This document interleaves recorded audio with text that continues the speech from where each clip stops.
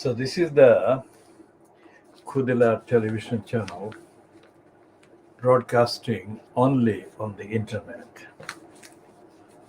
And this is part A of the KhoodeelaarTV television channel, BabyAngelGeronimo editions. Now, BabyAngelGeronimo is the symbol, the witness.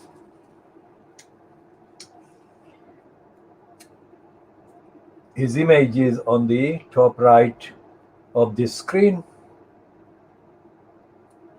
As you look on the screen, it's on the top left of my face on the screen. That's BabyAngelGeronimo, one of the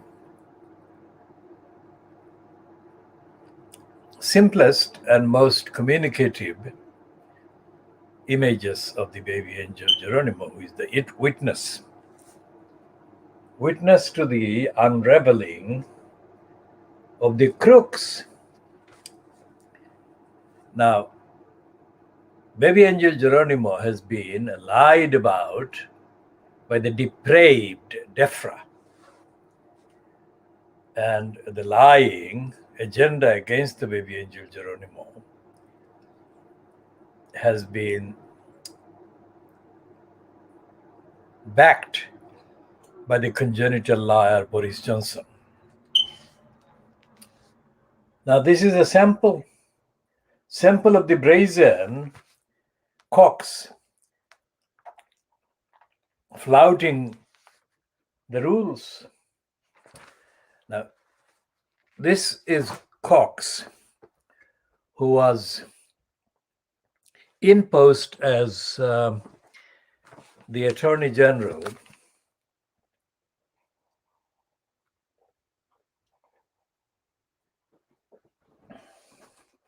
who lied for Theresa May, the Brexiteering liar.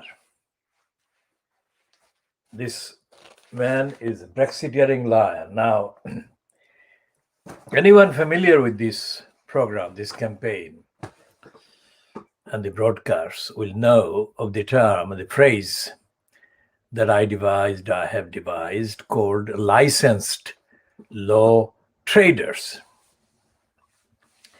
Now, the whole legal profession is a profession for criminals and crooks that are operating on the license. They are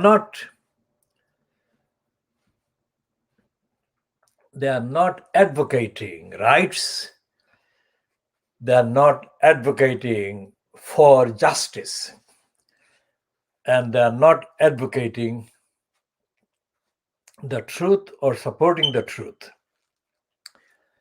Essentially, licensed law traders, when they're lying, committing crimes, are worse than prostitutes because they're not telling the truth. They're providing lies under the cover, under the image, under the license of being in business, trading.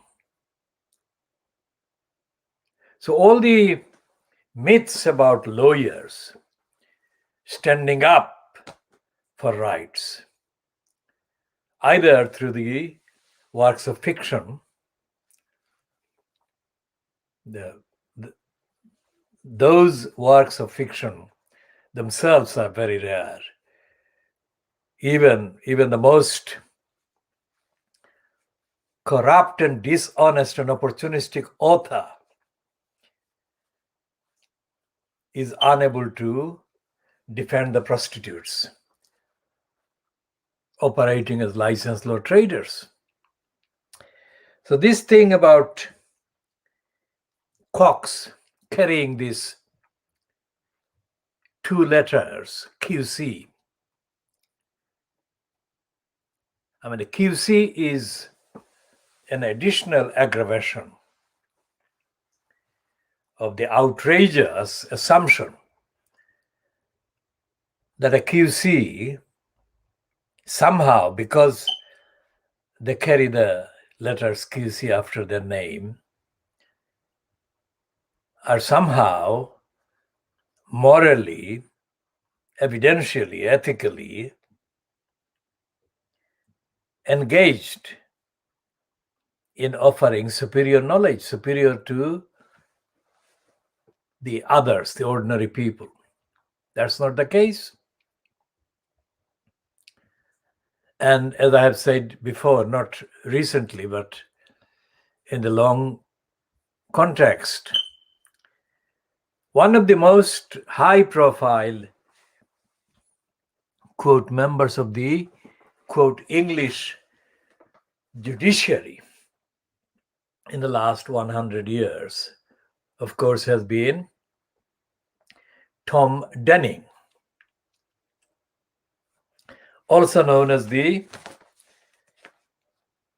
Master of the Rolls. Now, all the lawyers, both in profession appearing in court, having audiences, and also sitting in posts as judges,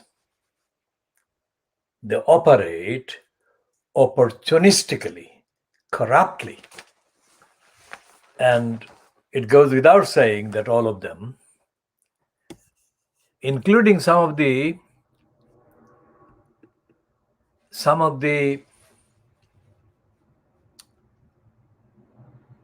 diversity exhibits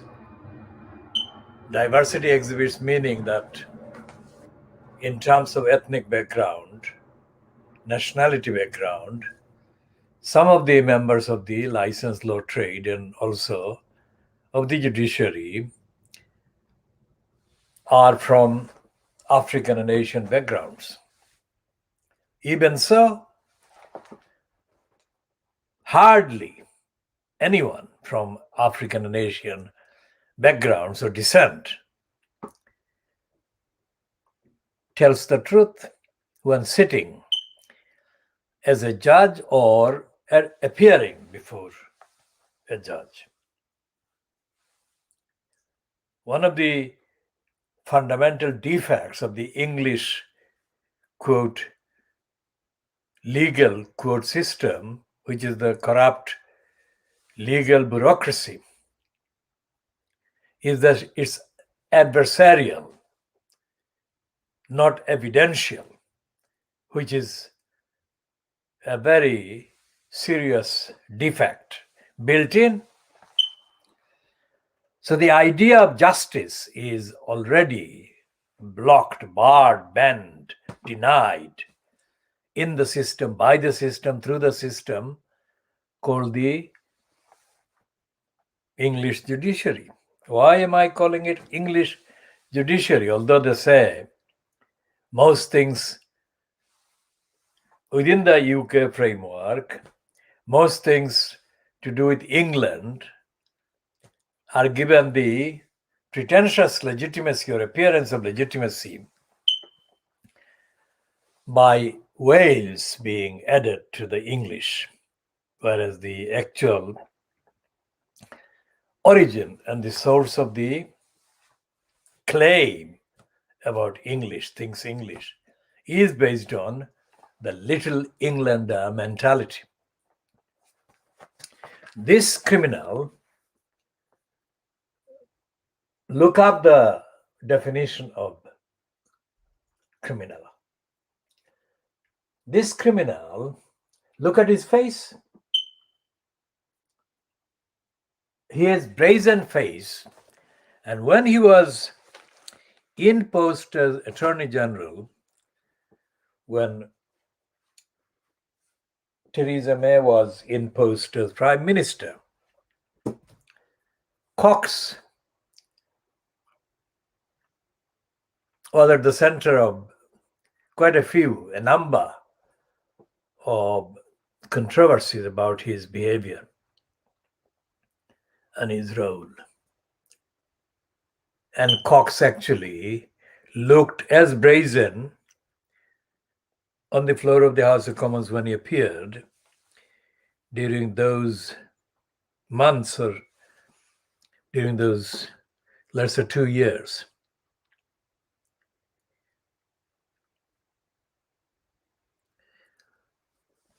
Anyone who wants to know about the reason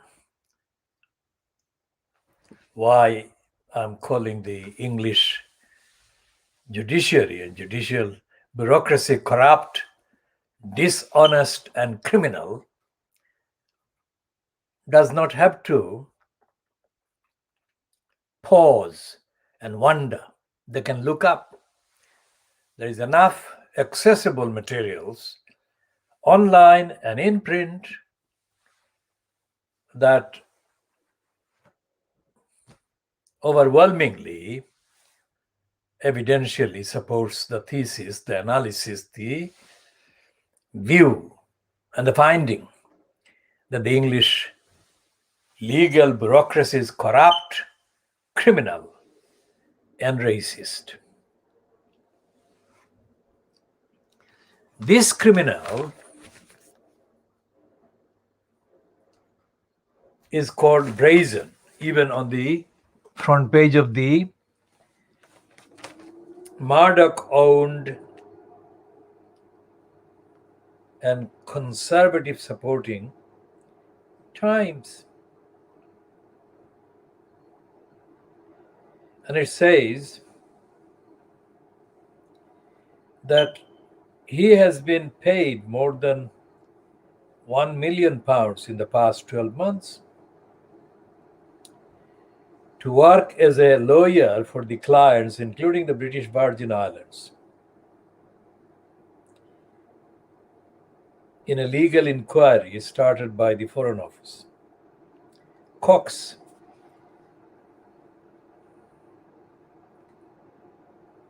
the highest earning MP, was in the Caribbean to defend British Virgin Islands ministers in April, May, and June this year, using procedures introducing during the pandemic to cast his ballot in the Commons by proxy while abroad. Amid outrage at the arrangement, video of a hearing in September has emerged showing him participating remotely from what appears to be his Commons office. Contacted by the Times, Cox failed to deny doing his legal work from that office. The Labour Party accused him of brazenly breaking rules requiring MPs to use their taxpayer-funded offices only for parliamentary work. Downing Street, that is Boris Johnson's official headquarters, still dealing with the fallout from Boris Johnson's attempt to save Owen Paterson's career, accused Cox of failing to do his job. Boris Johnson's spokesman said he did not support an outright ban on MPs having second jobs, but that the primary work of parliamentarians should be representing the electorate, warning members of parliament that they should be visible in their constituencies. Well, it's not just the licensed law traders, such as the criminal Geoffrey Cox, but other MPs, members of parliament, all of them, 650 of them, are exempt from accounting for their behavior to the electors.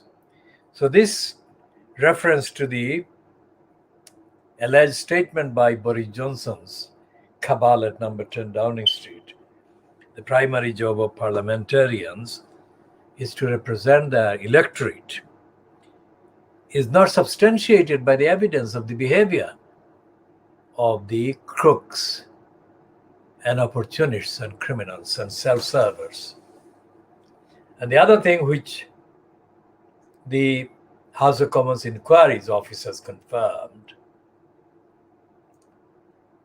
is that members of parliament, once elected, are not obliged to engage with constituents, with voters in their constituencies, even with those who raise questions about what they're doing,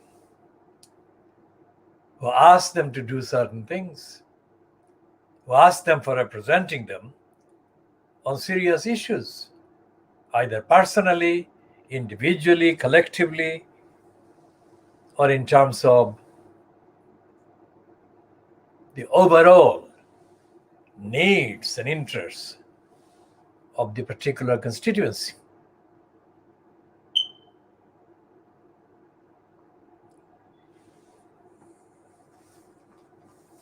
And the Times today, Wednesday, the 10th of November 2021, has got a cartoon by Peter Brooks. And that cartoon is about cocks. Of course, Peter Brooks uses the word Sir Geoffrey. We don't. We call him the criminal, the crook, Geoffrey Cox. Now, the behavior of the depraved DEFRA and its depraved evildoer, fronter, George Injustice Eustace, in continuing to confect lies and untruths and defaming BabyAngelGeronimo.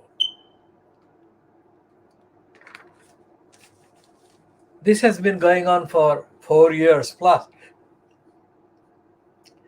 The lying by DEFRA and lying by the DEFRA fronters in collusion with the other liars in DEFRA, wearing the kind of cover of DEFRA. These lies have been comprehensive as evidence of the extent of lying that actually dominates the whole of the UK central government department, all the departments. DEFRA is one department, and the other departments, including the so-called Ministry of Justice. Justice, of course, every time we give that noun any place in our broadcasting, is to be deemed to be used within quotation marks, not justice universal concept, but justice as the department is kind of called. The Ministry of Justice and all the other departments, including the depraved DEFRA and the degenerating deprivation, want, and poverty creation, otherwise known as DWP. These are all departments that are engaged in corruption and criminality. Criminality and corruption against the duty to deliver service. For example, the deprivation, want, and poverty creation, also known as AKA, also known as DWP, is operated in the name of the people, including the people in need of help, financial help. There used to be the department called the Social Security. The fact that the criminals changed the name of the DSS to DWP, deprivation, want and poverty creation, officially known as Department for Work and Pensions. Work and pensions, not social security. You can see the distinction. The fact that they removed social security is beyond doubt evidence of the removal of the concept of society and the concept of providing security to people in financial vulnerability and in other vulnerable positions caused by financial vulnerability, weakness, want, denial, etc. One of the items today, Wednesday, 10th of November 2021, in the Fleet Street outlets concerns the behavior of Ian Dracula Duncan Smith. Now, Ian Dracula Duncan Smith is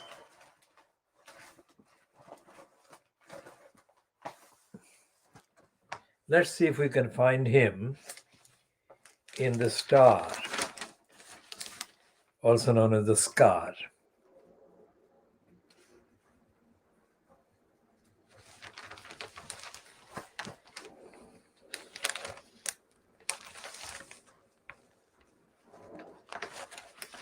If it's not in the Scar, it will be in the Daily Mirror, most certainly.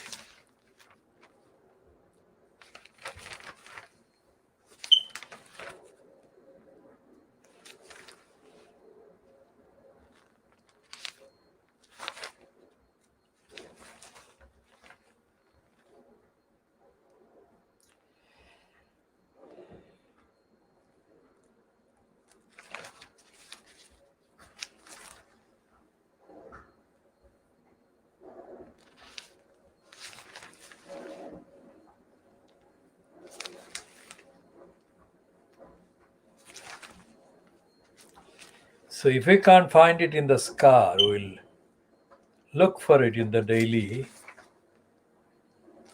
let's say the Mirror.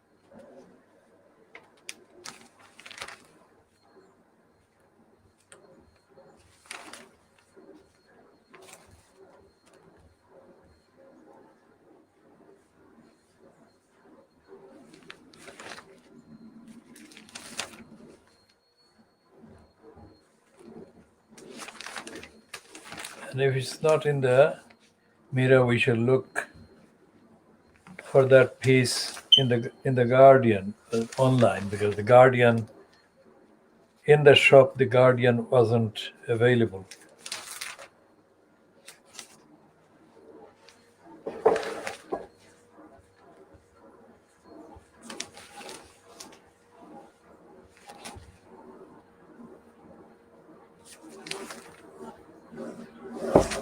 We can't find the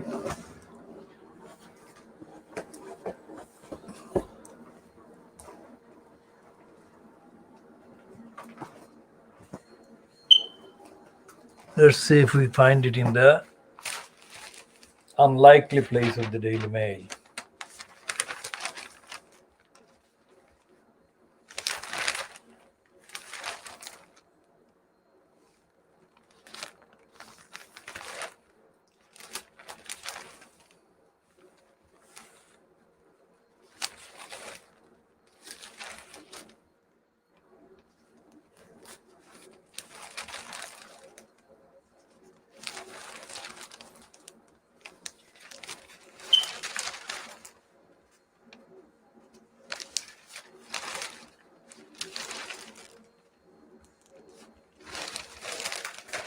So it's not in the Daily Mail, but it is somewhere. Let's check if it is in the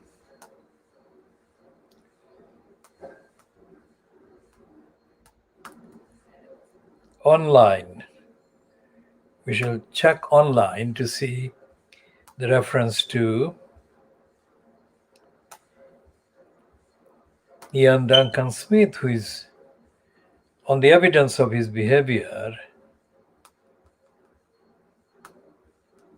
We call him Dracula Duncan Smith, and we shall update on that in this edition. All right, so he is accused in this Guardian online piece that's posted about 15 hours ago.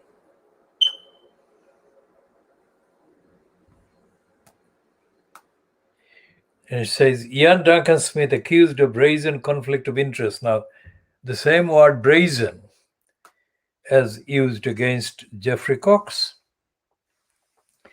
Ian Duncan Smith accused of brazen conflict of interest over £25,000 job. Ex-Tory leader chaired government task force that recommended new rules benefiting firm he was employed by. And this is a piece byline to Ben Quinn, which is dated Tuesday, the 9th of November, and posted at 1956 hours GMT on the 9th of November 2021. That's Tuesday. Now, the fact that I'm having to search for that item in the other Fleet Street papers shows this Fleet Street is hiding, shielding him, the criminal.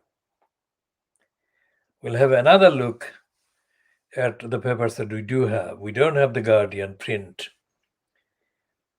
The MP and former Conservative Party leader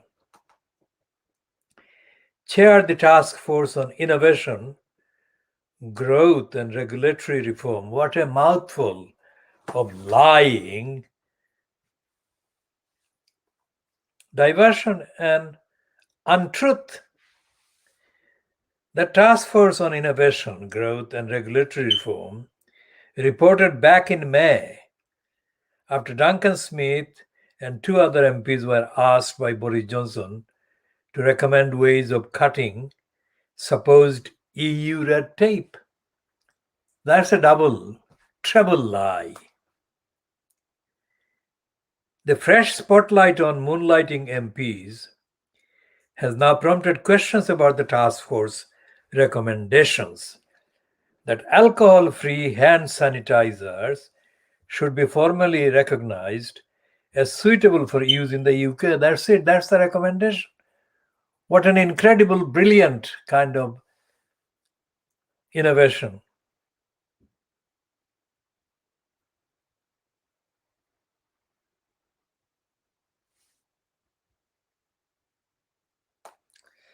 And the rest of the piece is not relevant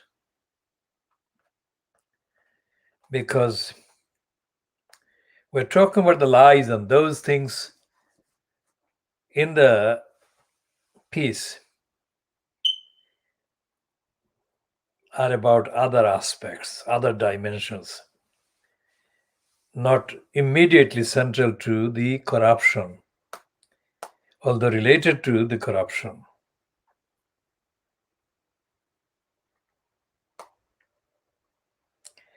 And there are other pieces in the Guardian online, including the piece attributed to Sajid Javid that MPs shouldn't use House of Commons or parliamentary officers for other jobs.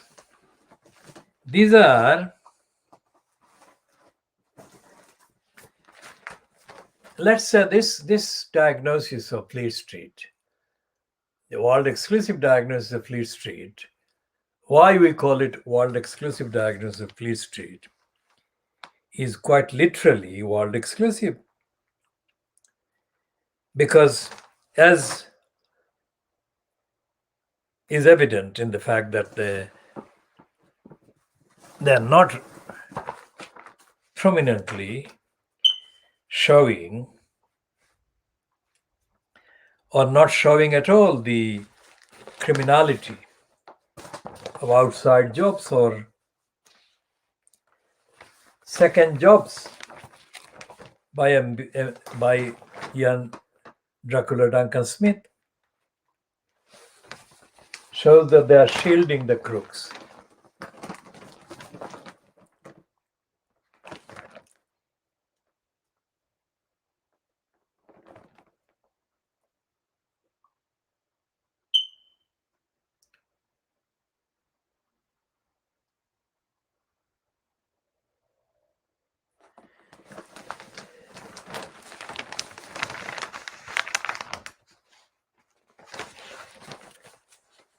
Now, yesterday we said that Keir Starmer, criticizing Boris Johnson and using the phrase that Johnson was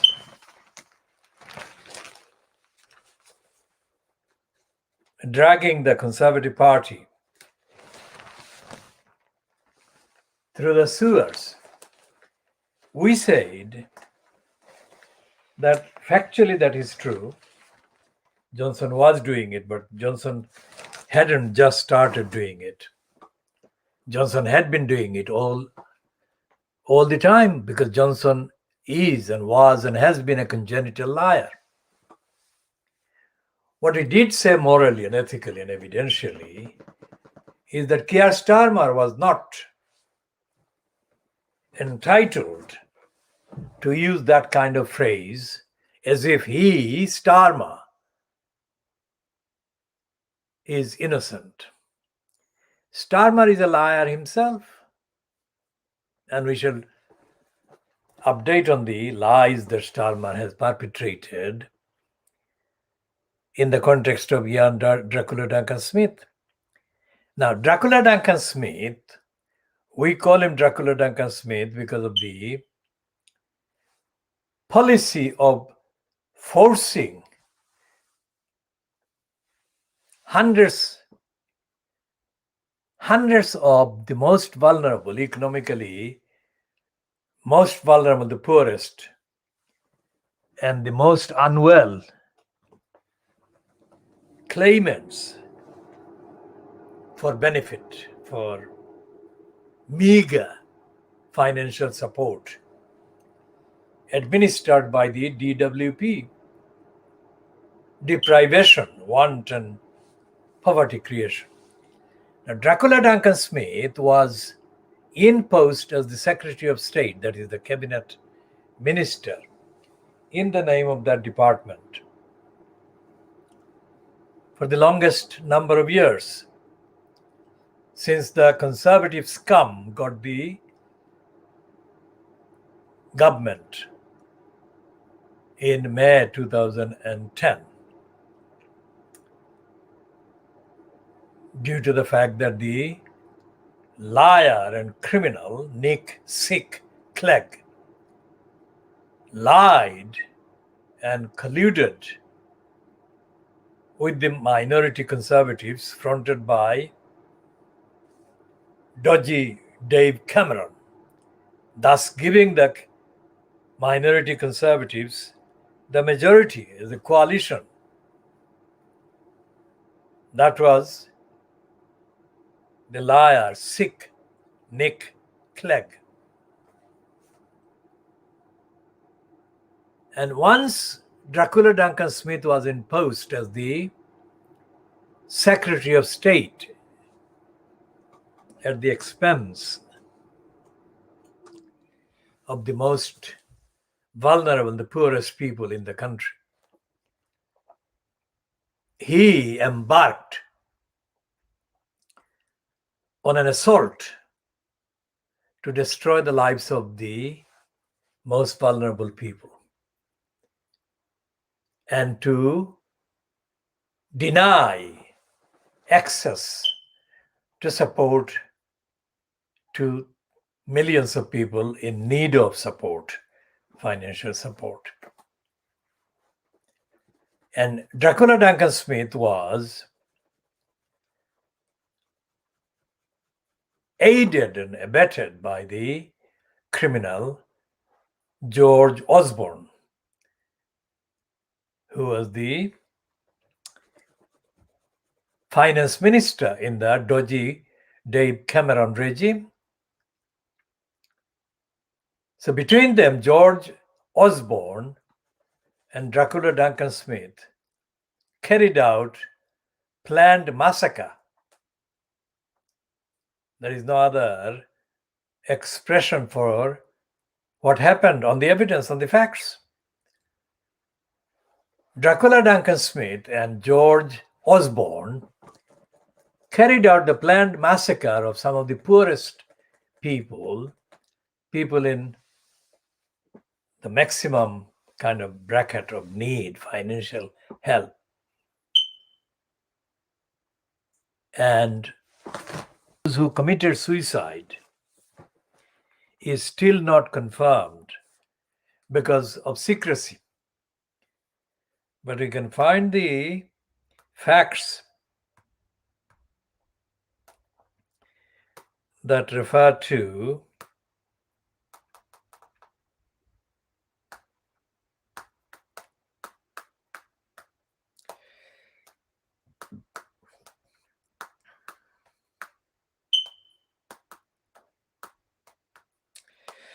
so this is the item, at least 69 suicides linked to DWP handling DWP's handling of benefit claims. Now, this is a post on the Guardian website dated the 7th of February 2020. But there are other numbers. And on the 27th of February 2020, the disabilityrightsuk.org has this one.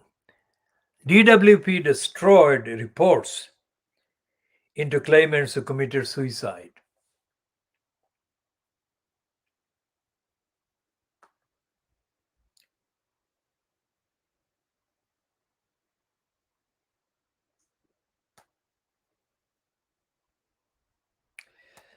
And this piece on the Independent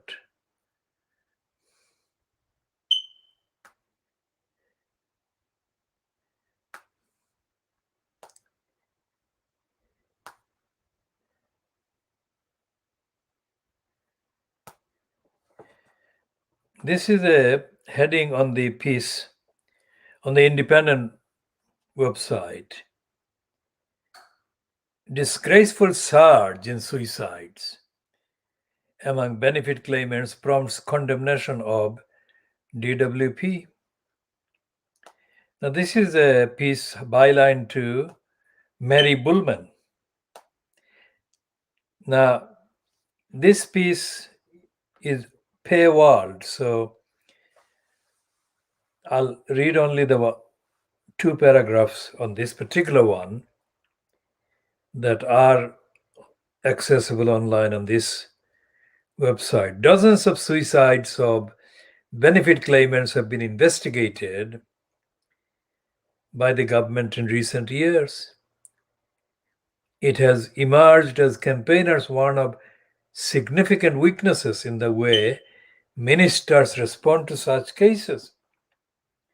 The National Audit Office, NAO, reveals ministers have investigated 69 suicides of benefit claimants since 2014 to 15, of which 21, nearly a third, were completed between April and November last year. Now, this woman,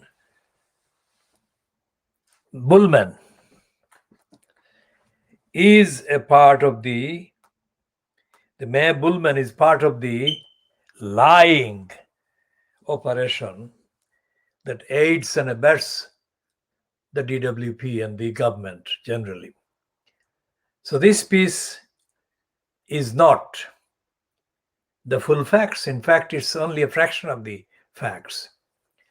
And all the linked actions, policies that caused the massacre of the benefit claimants before that 2014 period, before that 2010 to 2014 is not counted in this particular piece. But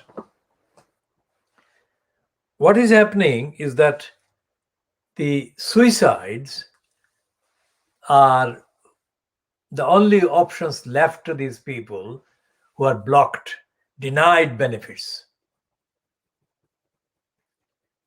And Mae Bullman was the reporter who reported on the visit in 2018, visit of the then United Nations envoy, special envoy on extreme poverty and hardship in Britain. And again, she didn't follow up. The report that she filed originally, based on the meeting held in Newham, in Kennington, with the United Nations Special Envoy chairing the meeting. And the just elected mayor of Newham, Roxana Fias, according to Mary Bullman's report, apologizing in public after a woman, a mother, a single mother, told the meeting that Newham Council's employees had denied her food and she was forced to survive on the children's drink meant for her child. So that's brazen, and no other Fleet Street paper actually reported in the same way that the Independent Online did, byline to Mary Bullman. And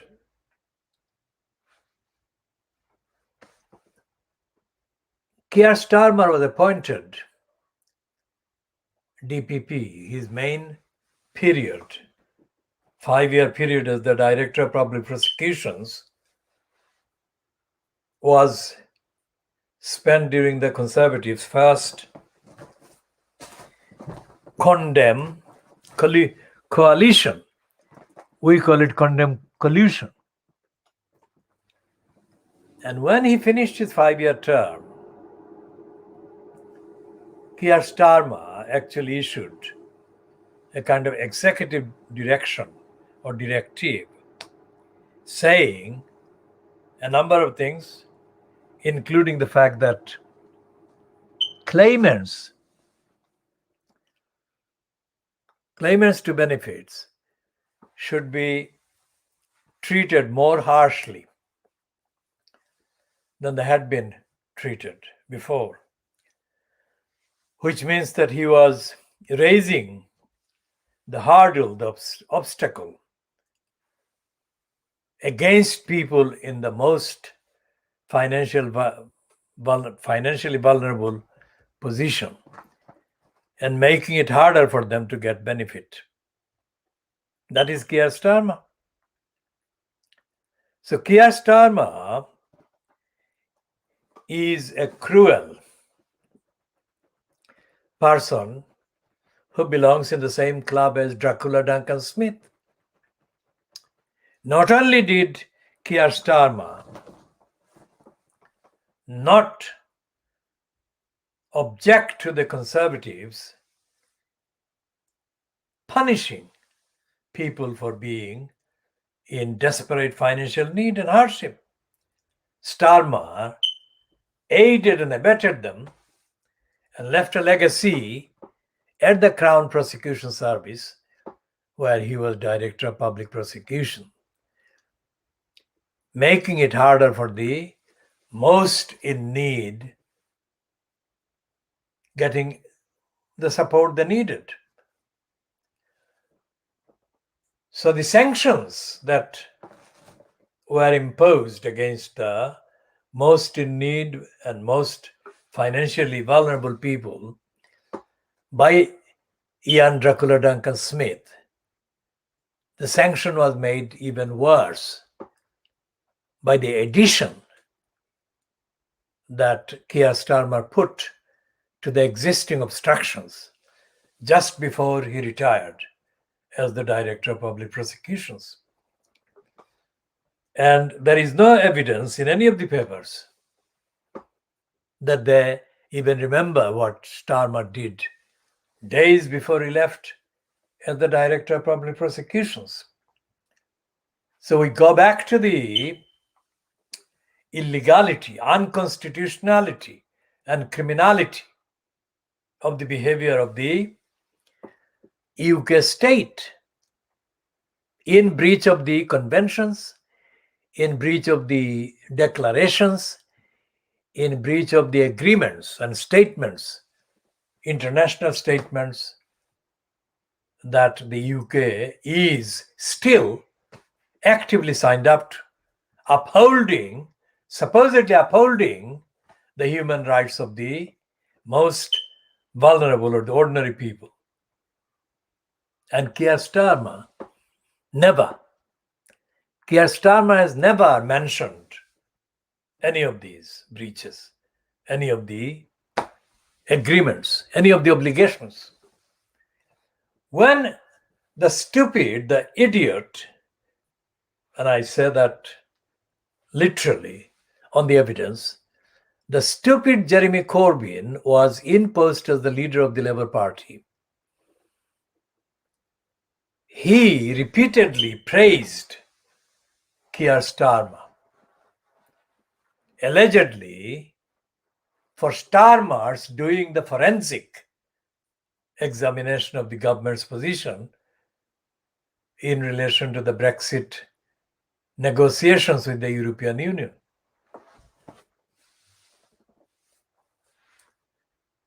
Starmer didn't do the forensic.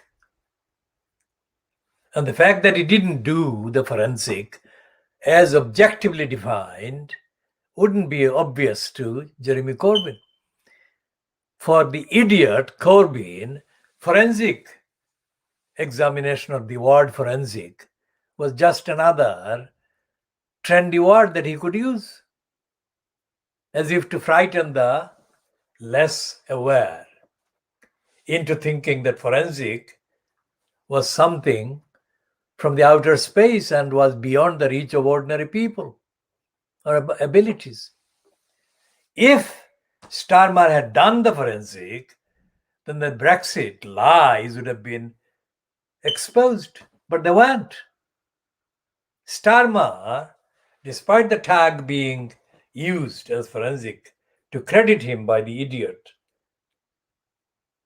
Jeremy Corbyn, Starmer failed during those years to impress the objective tests about forensic and the objective tests, more importantly, about the series of lies and fabrications by the peddlers of Brexit against the European Union.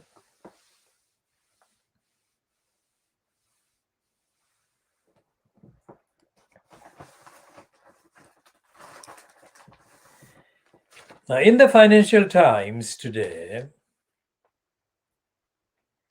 there is an admission on page 25, and it's trailed on the front page.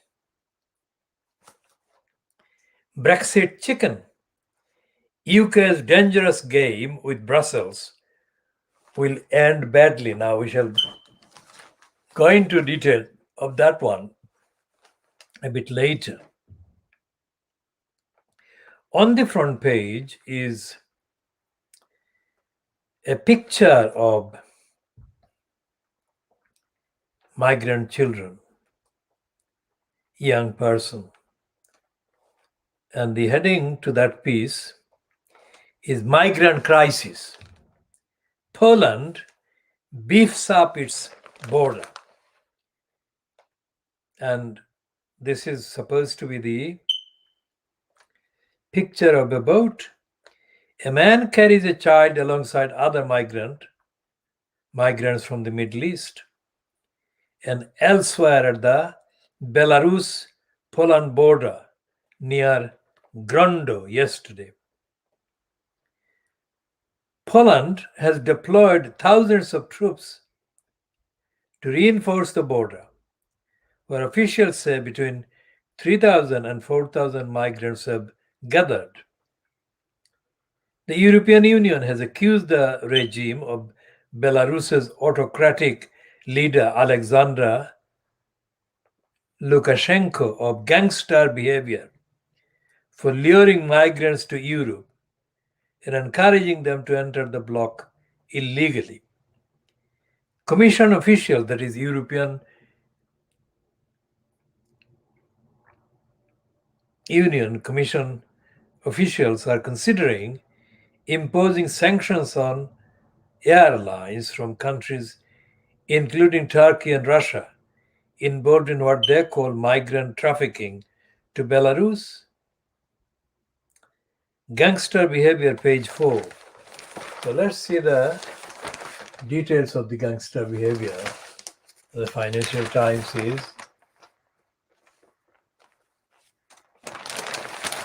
So that's the 5-column piece on the Financial Times, page 4. That's the main one.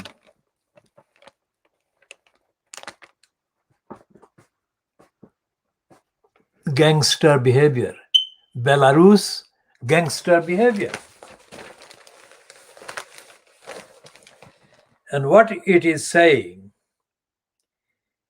is that Belarus is being accused or suspected of masterminding migrants' bid to enter bloc illegally.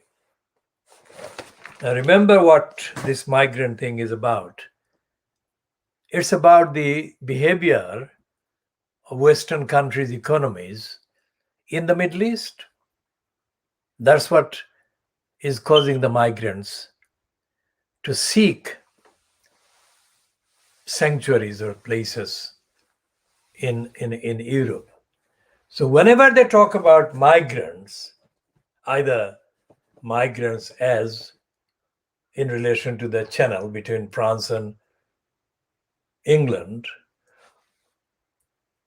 or in the context of Belarus and Poland, let's say, they lie. These are not migrants. These people should be re-described as victims of Western imperialist and criminal interference in the countries from where these people desperately originate.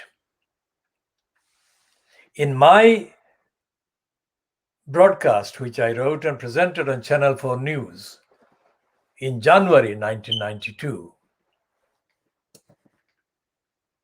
I did that on the eve of the United Nations General Assembly, which then British Prime Minister John Major was about to address in the capacity of the UK at that time being the President of the United Nations General Assembly. And my script was written after my studying John Major's planned statement at the United Nations in January 1992. Because Major was going to say that many countries either acquiring nuclear weapons or the ones that had acquired nuclear weapons already were threatening the peace of the world, and the other comments, which is absolutely true. Nuclear weapons are a threat, a serious threat to the planet itself, No doubt about that. But Major was not talking about all the nuclear weapons. He was not talking about the American arsenal. He was not talking about the Russian arsenal. He was not talking about the Chinese arsenal. Those are the three biggest arsenals of nuclear weapons on the planet.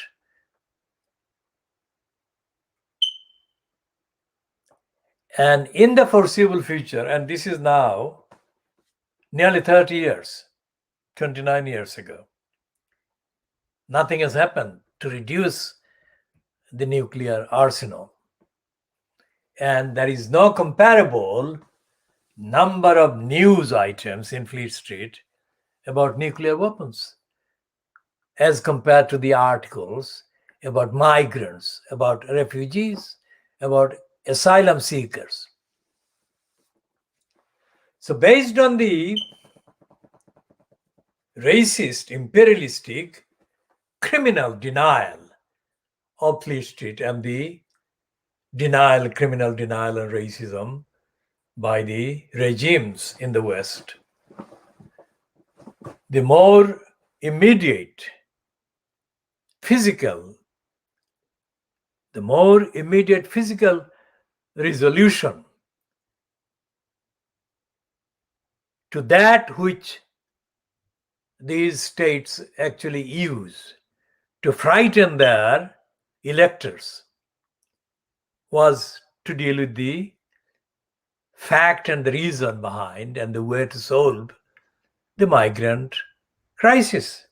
Now, 29 years ago, there was nothing like the numbers of people leaving their countries for the West, because it was still a decade before the 21st century kind of attacks on the so-called Western targets by the so-called terrorists. And it was before the occupation of Afghanistan or Iraq by the Bush and Blair coalition. So it was more a prediction that I made than a reference to what was going on factually. I said that the concern about the migrants or people from Africa and Asia wanting to enter Western countries. Remember, I was talking in January 1992. That was going to get worse, many times worse, in the years to come if they don't, or if they didn't address the poverty and hunger and lack of democracy and so on that prompted these people to leave their countries, to want to leave their countries. And the Western societies would be best advised to help solve the problems in the countries of origin, Africa and Asia. They didn't, of course, pay any heed to what I said. But what I said 29 years ago has been vindicated every single day ever since.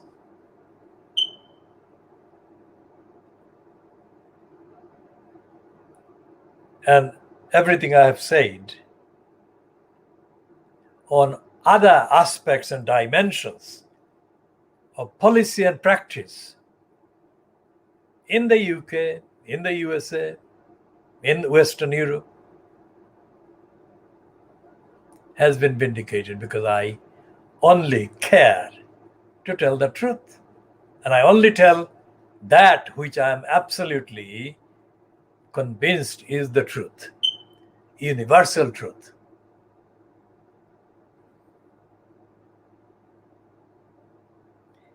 So when Poland is being now kind of primed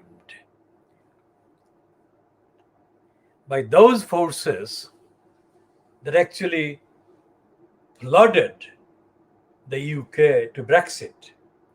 Poland is now being targeted by those forces to behave. Poland is being targeted as a candidate to be propelled into a Brexit of its own. But in terms of the size of the economy and in terms of the political kind of connections, a Polish version of Brexit is not likely in the near future. But that is as far as Brexit and Brexit-like maneuvers go. But that's not the same thing with anti-migrant, racist Polish behavior. Because it is far more likely that resurgent Polish racism will more directly emerge to harm the lives and the safety of the people seeking refuge and asylum, both in Poland and in other parts of the Western European continent, if you like, Western European countries. So that's one thing. The other thing is about the COP26. I mean, Barack Obama has been given coverage by Fleet Street yesterday for his comments that actually represent the fact that not enough is being done to save the planet. That is true. What the coverage leaves out is Obama's corruption and criminality. Obama is a criminal liar who abused the many sacrifices of people who fought racism and have been fighting racism in the USA. While he was in office, he didn't do anything mentionable against racism. And the fact that his palace, his mansion, after leaving office, has been compared to being much more expensive and luxurious than the White House itself shows the corruption and the shamelessness of Barack Obama. And he didn't do anything to save the planet. And he lied, and he's lying even now.